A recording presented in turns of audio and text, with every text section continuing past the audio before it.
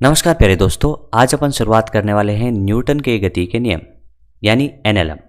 Newton के गति के नियम में अपन क्या पढ़ेंगे? इसके नियम, न्यूटन की गति का प्रथम नियम, द्वितीय नियम और तृतीय नियम। इसके बाद अपन बलों के प्रकार पढ़ेंगे कि बल कितने प्रकार के होते हैं, जैसे भार हुआ, तनाव बल हुआ, अविलंब प्रतिक्रिया बल हुआ, स्प्रिंग बल हुआ और घर्षण बल हुआ। इनके बारे में अपन इस अध्याय में अध्ययन करने वाले हैं। तो शुरुआत करते हैं जड़त्व से।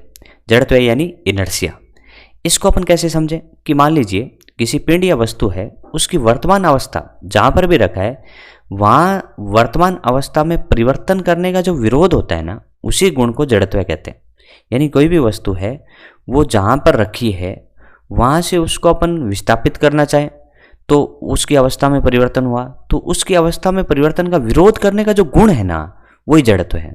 और कहते हैं कि स्थानांतरण गति में जड़त्व का मापन जो होता है ना, वो द्रव्यमान से होता है। यहाँ पे ये बात आपको समझनी होगी कि स्थानांतरण गति में जड़त्व का मापन द्रव्यमान ही होता है। इस बात को अपन समझते हैं। मान लीजिए कि दो गुटके हैं, एक गुटके का द्रव्यमान कितना है? 5 kg है। एक गुटके का द्रव्यमान कितना है? 5 kg है। एक दूसरा है जो गुटका है 10 kg का। अब आपको बोला जाए कि ये दोनों विरामावस्था में रखे हुए हैं, दोनों को खिसकाना है, दोनों को क्या करना है? खिसकाना है। तो आप कह सकते हैं कि इसका द्रव्यमान ज़्यादा है तो इसका जड़त्व ज़्यादा है, तो इसका विरोध भी क्या होगा? ज़्यादा होगा। तो ये स्थानांतरण गति की बात कर रहा है। लेकिन ऐसे ही मैं कह दूं कि एक इस तरीके से गोला ले ले जिसका द्रव्यमान 20 kg है, क्या अपन कह सकते हैं इस 10 kg से इस 20 kg को चलाना आसान होगा? तो अपन कह सकते हैं हाँ। लेकिन यहाँ पे ध्यान देने वाली बात है कि यहाँ पे गति स्थानांतरण नहीं है, यहाँ पे गति लौटनी हो चुकी है। तो ये जो पॉइंट वैलिड होगा कि किसी वस्तु का द्रव्यमान स्थानांतरण गति में इसके जड़त्व का माप है, तो ये केवल और केवल कब तक लगेगा? ये स्थानांतर गति के लिए लगेगा, इसके लिए नहीं लगेगा। तो अपन ये पॉइंट अच्छे से सीख गए। भारी द्रव्यमान की वस्तु की विरामावस्था या एक समान गति को परिवर्तित करना कठिन होता है, और इसका उल्टा भी सत्य है कि हल्की वस्तु को विरामावस्था या एक समान गति से परिवर्तित करना आसान होता है। तो ये हो गया जड़त्व। जड़त्व मतलब किसी भी वस्तु की जो अवस्था है उस अवस्था में अपन परिवर्तन करना चाहें तो वो विरोध करे, उसी का नाम क्या है? जड़त्व है।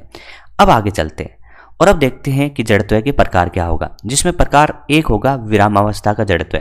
विरामावस्था का जड़त्व का मतलब क्या होता है? यदि कोई वस्तु स्थिर है तो वो स्थिर रहने की प्रवृत्ति रखती है, इसी को विरामावस्था का जड़त्व कहते हैं। यानी कोई वस्तु स्थिर है तो वो स्थिर ही बना रहना चाहती है, इसी गुण को विरामावस्था का जड़त्व कहते हैं। उदाहरण के लिए अपन समझते हैं कि जब आम के पेड़ की एक डाली को हिलाते हैं तो आम टूटकर नीचे गिर जाता है। जैसे अपन कह सकते हैं पेड़ है, पेड़ की डाली है, डाली से आम है, तो अपन कह सकते हैं कि आम विरामावस्था में। आपने डाली को अचानक से वहाँ से हिलाया तो जो आम है वो विराम में रहना चाहेगा, और वहीं रहने की वजह से डाली उससे अलग हो जाएगी और आम टूटकर उससे नीचे गिर जाएगा। ये बात आपको समझ में आई? इसी तरीके से अपन कह सकते हैं कि जब बस और रेलगाड़ी अचानक से प्रारंभ करती है, चलना प्रारंभ करती है, तो उसमें बैठे यात्री पीछे की ओर धक्का लगता है। सही बात है। जैसे फॉर एग्जाम्पल आप किसी अपने दोस्त के साथ बाइक पे पीछे बैठे और स्थिर अवस्था में, और आपका दोस्त आपको बिना बताए उस बाइक को अचानक से गति करवा दे, तो आप क्या होगा? आप पीछे की तरफ गिरेंगे। क्यों? क्योंकि आप विराम में रहना चाहते हैं। आपकी बॉडी पहले विराम में है तो उसी अवस्था में रहना चाहती है। किसके कारण? बोला जड़त्व के कारण। तो वहीं रहना चाहती है और गाड़ी उसके नीचे से आगे निकलने की कोशिश कर रही है, तो इस वजह से वो पीछे की ओर गिरता है। ठीक है। इसी तरीके से जब घोड़ा अचानक गति करना प्रारंभ करता है तो सवार पीछे की ओर गिर जाता है। सेम बात है, ये तो आपको समझ में आ गई होगी। ये एक्सपेरिमेंट अपन करते ही हैं बचपन में कि एक गत्ते पर सिक्का रखा हुआ है। ठीक है। अब गत्ता ग्लास पर इस प्रकार रखा हुआ है कि सिक्का ठीक ग्लास के खुले सिरे के ऊपर हो। यानी अपन कह सकते हैं कि मान लीजिए इस तरीके से एग्जाम्पल अपन इसको समझे तो मान लीजिए ये ग्लास है, ये वो गत्ता है, और जो सिक्का है वो इस तरीके से रखा है। ठीक है भाई। अब क्या करते हैं कि इस गत्ते को बहुत तेजी से खींच लें तो सिक्का जहाँ रखा है वहीं रहना चाहता है, तो सिक्का फिर कहाँ गिरता है? ग्लास के अंदर गिरता है। इसी तरीके से लास्ट एग्जाम्पल अपन समझें कि जब कंबल या दरी से डंडे को पीटा जाता है तो धूल के कण नीचे गिर जाते हैं। होता क्या है? जैसे कंबल लिया, कमल को अपन ने सीधा करा, फिर अपन ने उस डंडे से पीटा, तो डंडे के साथ क्या हुआ? कमल तो आगे निकल लिया, लेकिन जो धूल के कण थे वो विरामावस्था के जड़त्व के कारण वहीं रह गए, और वहीं रहने की वजह से वो नीचे की तरफ गिरे, कमल तो आगे चला गया। तो ये सब एग्जाम्पल किसके? विरामावस्था के जड़त्व के। इनसे क्वेश्चन एक ही बन सकता है कि कौन सा उदाहरण किसका है। यानी आपको 2-3 उदाहरण दे दिए और उसमें से पूछा कि विरामावस्था का कौन सा है, गतिशीलता का कौन सा है। ये बात आपको आनी चाहिए। चलिए दूसरा देखते हैं। दूसरा है गतिशील अवस्था का जड़त्व। गतिशील अवस्था का जड़त्व क्या होता है कि यह वस्तु की सरल रेखीय पथ पर एक समान गति बने रहने की प्रवृत्ति है। यानी कोई भी वस्तु है, जिस तरीके से वो जिस वेग से या नियत वेग से गति कर रही है, वो उसी वेग से गति करना चाहती है, और वो हो गया उसका गति अवस्था का जड़त्व। उदाहरण के लिए समझते हैं कि जब एक गतिशील बस या ट्रेन जो है उसके आगे कोई आ जाता है तो उसको क्या लगाने पड़ते हैं, ब्रेक लगाने पड़ते हैं। ब्रेक लगाने की वजह से अपन कह सकते हैं कि अचानक से वो विराम में आई, लेकिन जो उस पर बैठे हुए हैं, जैसे यात्री बैठा हुआ है, कोई भी बैठा हुआ है, तो उसका जो बॉडी है यानी जो शरीर है उसका, वो तो उसी वेग से जाना चाहेगा जिस वेग से वो गाड़ी पहले चल रही थी। तो इस वजह से उसमें जो यात्री हैं वो आगे की ओर गिर जाते हैं। ये बात आपने फील भी करी होगी। इसी तरीके से अपन देखते हैं कि जैसे भी बस से अपन कई बार चलती हुई बस से उतरते हैं, तो चलती हुई बस से उतरते हैं तो अपने को बोला जाता है कि चलती हुई बस से उतरें तो बस के साथ दौड़े, बस के साथ दौड़े। यदि अपन क्या हुए कि अचानक से बस के बाहर कूदे, जैसे बस तो थोड़ी धीरे धीरे चल रही थी, अपन कूदे तो अपन क्या है कि अपनी जो बॉडी थी वो गतिशीलता में रहना चाहती है, लेकिन अपने पैर तो धरती पे टिक गए, तो अपने जो ऊपर का शरीर है वो आगे जाना चाहता है। इस वजह से अपन आगे की ओर गिर जाते हैं। इसलिए बोला जाता है कि जब बस से उतरो तो, या चलती हुई बस से पहले तो उतरना ही नहीं चाहिए, फिर भी आप मान लो ऐसा करते हो तो बस के साथ थोड़ा दौड़ना चाहिए। ठीक है, ये बात आपको समझ में आ गया।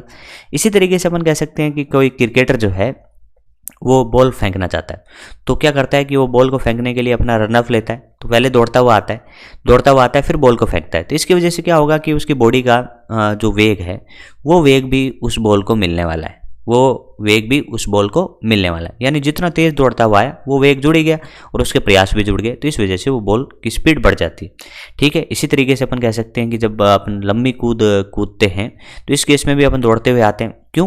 क्योंकि अपन क्या करते हैं कि अपना प्रयास तो करेंगे, लेकिन अपन दौड़ते हुए आए तो उस वेग की वजह से भी अपन लंबी छलांग लगा सकते हैं। तो ये सब के सब क्या हुए, गतिशील अवस्था के जड़त्व हुए।